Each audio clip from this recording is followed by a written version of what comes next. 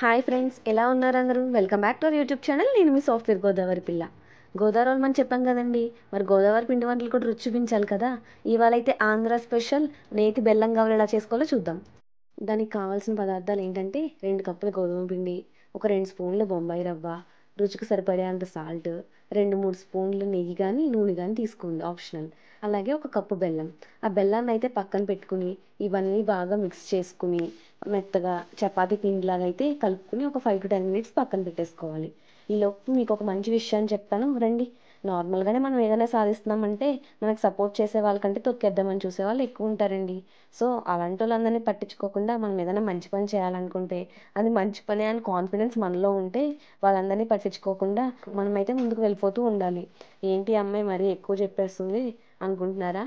మరి గోదావరి కదండి, ఏదో ఒకటి మాట్లాడాలి కదా, అందుకనే మాట్లాడుతుంది. సర్లే అండి, అమ్మ మన కోసం అంత కష్టపడుతుంటే మనం కూడా ఎంతో కొంత సాయం చేయాలి కదా.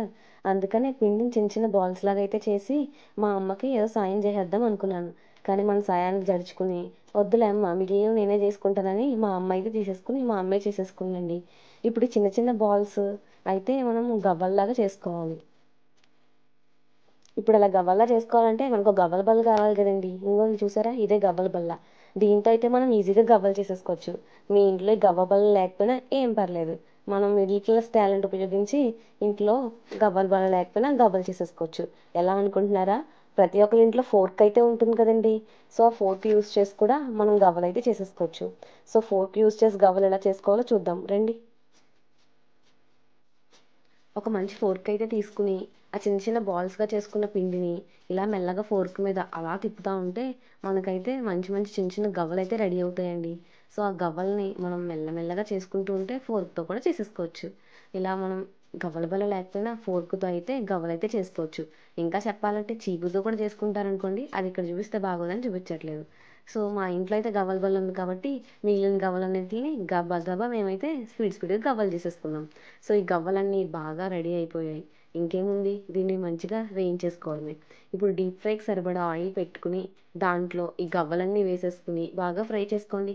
ఈ గవ్వలు అయితే ఒక్కోసారన్నా వేసుకోవచ్చండి, ఎందుకంటే అంటుకోవు, మనం కావాల్సినట్టుగా తీసేసుకోవచ్చు.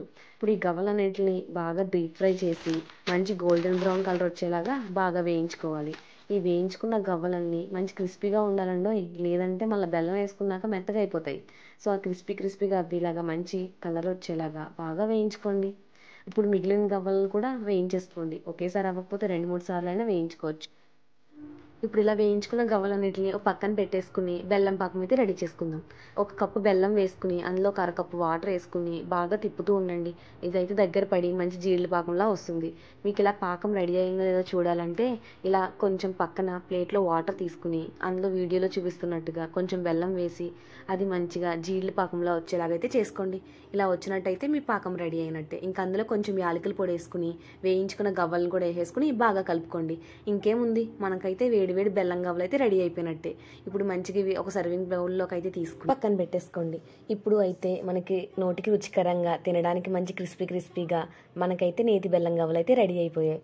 ఇవి తయారు చేసుకునే విధానం అయితే చూసేసారు కదా. మీరు ఇప్పుడు తయారు చేసుకుని ఎలా వచ్చినాయో మాకు కూడా కమెంట్స్లో చెప్పేయండి. ఇవైతే 10 to 15 days అయితే స్టోరేజ్ ఉంటాయండి, నో ప్రాబ్లం. ఎప్పుడైనా మనం పిల్లలకి కావాలన్నా కూడా చేసి పెట్టుకోవచ్చు. ఇంకేముంది, గోదావరి పిండి వంట చూస్తారు కదా. వీడియోని అయితే లైక్ చేసేసి ఛానల్ సబ్స్క్రైబ్ చేసేసుకోండి.